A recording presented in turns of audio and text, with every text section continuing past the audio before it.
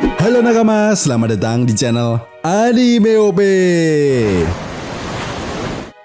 Yos, akhirnya manga One Piece chapter 1088 sudah dapat dipastikan akan rilis di minggu ini dengan beredarnya spoiler One Piece chapter 1088 yang telah diberikan oleh Redon.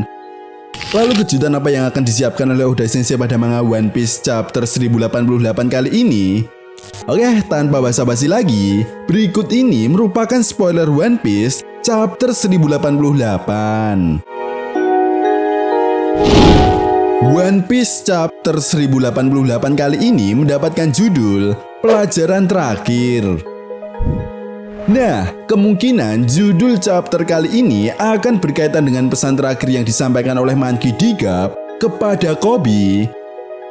Lalu kemudian masuk pada inti cerita. Di awal chapter memperlihatkan situasi pertempuran yang terjadi di Pulau Beehive semakin memanas.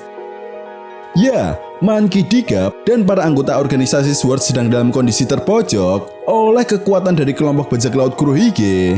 Selain itu, sang pahlawan angkatan laut Monkey D. Garp tampaknya sudah tidak bisa melanjutkan lagi pertarungannya akibat luka yang cukup parah.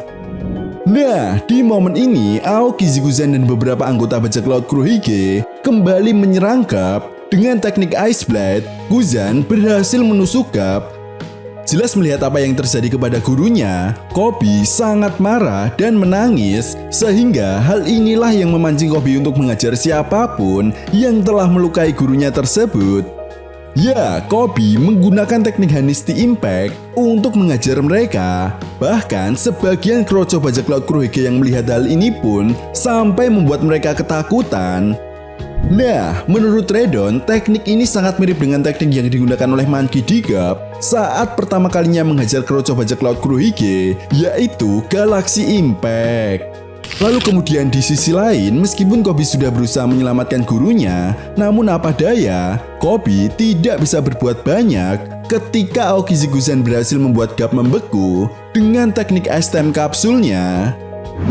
Nah, menariknya, sebelum Monkey D. Garp ini membeku, dirinya justru tertawa kepada Guzan, entah apa maksud Garp tersebut, tetapi yang jelas, Monkey D. Garp seolah mengetahui apa yang akan terjadi kemudian. Next, mungkin akan kita bahas ini ya bosku, setelah chapternya rilis, oke?